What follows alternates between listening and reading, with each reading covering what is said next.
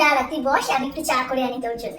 তুমি বসো মা, আমি যাচ্ছি। তুই আর কত কাজ করবি মা বলতো? জানো দিদি, আমারই এই মেয়ে বিয়ের আগে এক গ্লাস জল গুলিয়ে খেত না, এখন কত কাজ করে, কত কাজ শিখে গেছে জানো। এখন মনে হয় যেন ওর কাজের সাথে আমি নিজেই পারবো না। আর বলিস না, ভালো লাগে না।